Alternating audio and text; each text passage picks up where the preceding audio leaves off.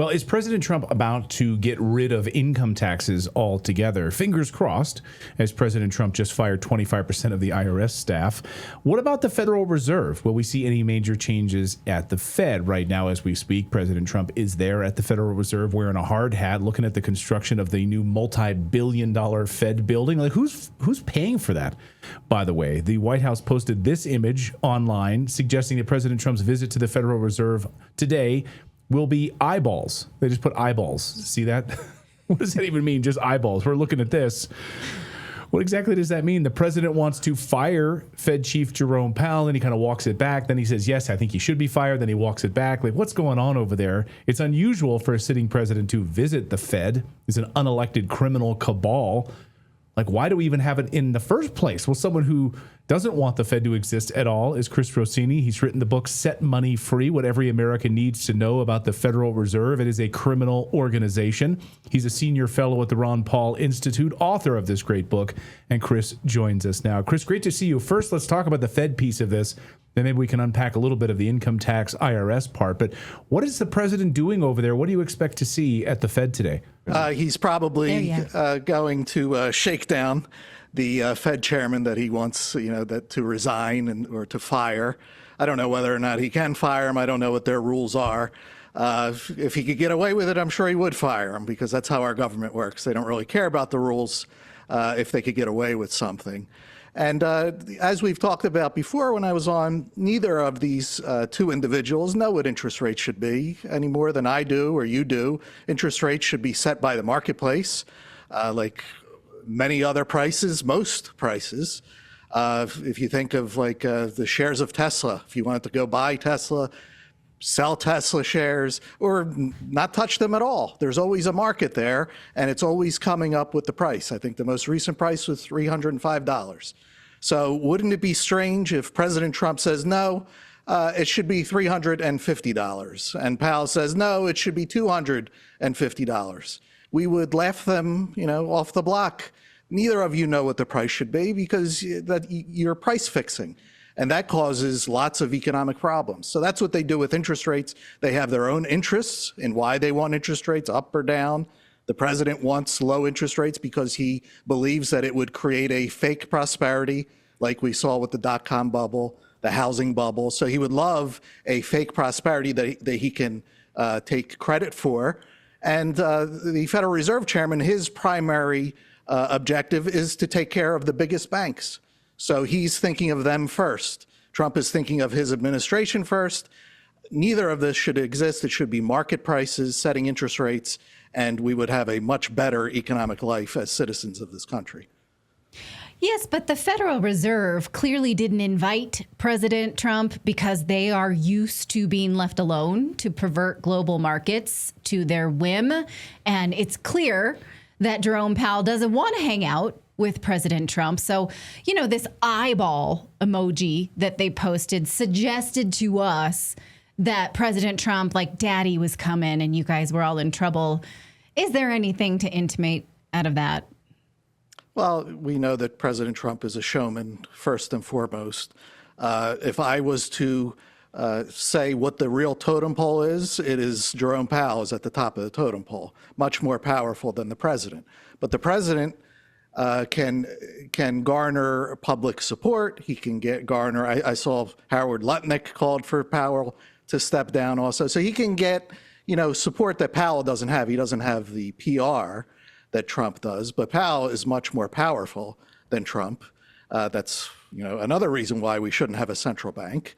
Trump wants Trump wants to influence it to get what he wants. And what he wants is not necessarily what I want. I don't want higher prices and more inflation. I'm paying enough with my bills everywhere, but Trump wants lower interest rates artificially so that more money could be pumped into the system, which will lead to even higher prices than we have today. And endless wars, as well. As Peter St. Onge said on our show, the Fed acts as the VC of every new war. So as long as we have them, we can continue to supply weapons and money abroad as much as we want. So can I ask you, before we talk about the IRS, Chris, I want to ask you about what happened last week and how it relates to the Fed and the digital dollar. you obviously saw this move towards with the Genius Act towards stable coins. Is this like the digital takeover of our entire economy now, where the tracking, all of that will follow suit as it relates to these stable coins, the U.S. dollar being tied to stable coins and banks being able to issue stable coins? And so, the digital surveillance state, what did you make of that? And how does this maybe connect to the Fed? Well, the first thing I noticed was the name of it, that it's anti-CBDC and surveillance, which we don't want the government to do. But we also don't want private companies to do it. And that's what what stablecoins are. Stablecoins are just as programmable. They can be taken away from you. They could be frozen. They could program it to where if the government doesn't like what you are doing or saying, or if they don't like what you're buying, they could program the stablecoin in your wallet to freeze you out, so to speak. That's just as bad as a CBDC. It's just privately done. That's what we have with the Federal Reserve. Oh, the government doesn't print any money. The Fed does it. Yeah, a private bank, so-called. So it's the same thing.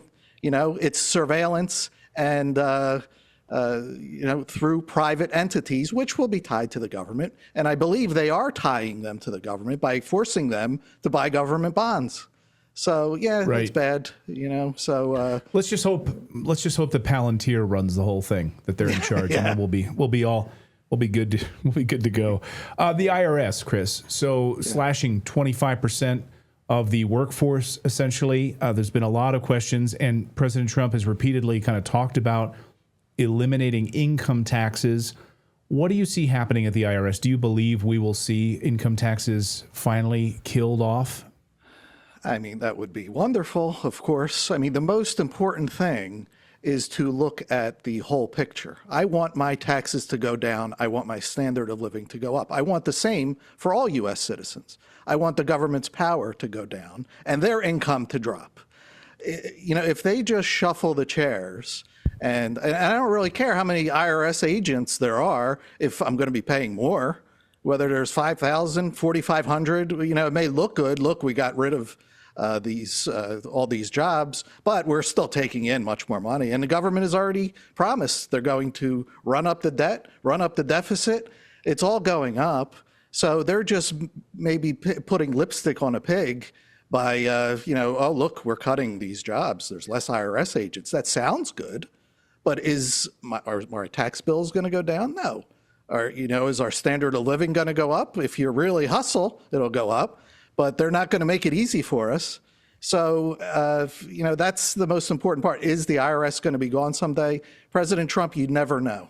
He promised to end the Ukraine war. He's extending the Ukraine war. He promised the Epstein files. He's covering up for Epstein. So you never know with him. What he says from one minute to the next can't be taken seriously. Only when it actually happens can you say, okay, this is the truth of the matter. I mean, I think he would go down as one of the greatest presidents. If he eliminated income taxes and called it out for what it is, a criminal, it's illegal. That'd be amazing. If he did something crazy with the Fed, I would be happy to eat my own words. Yes, but candidate Trump is very different than President Trump, the same way, Clayton was different before we got married. It's, everybody's different when you're courting.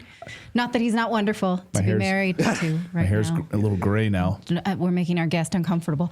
But I do want to say that now he said this week, I'm thinking about eliminating the capital gains tax. He can think about it all he wants. Congress has to do it, and we don't see an appetite there, do we? No, I at least haven't seen such a thing. Again, that would be great. But, we're ruled by headlines and, how people feel in the moment. So they know that if they say something, they'll look good in the moment. If people feel good for that day, and they really have to come through on it with anything, because the next day it'll just be something else. So until they actually do these things, until the income tax is actually gone, we can hope for it. We could always push for it. But, it's not done until it's done. Yeah. Chris Rossini, always great to see you. Thank you for your level-headed approach to all of this. And we'll see. Trump is there with the cameras, wearing a white helmet right now at the Fed. It's clearly about showmanship. But I would love it. I would love it if he would just want to stick it to the Fed, just close them down, shut them down, make me very, very happy. Yeah, we're sharing that as a fantasy, though. I think the three of us, none of us really think it will happen right now. I would love to pay less in income taxes too. Chris, great to see you. Hope you have a great weekend. Thanks as always. Thank you. Thanks, Chris.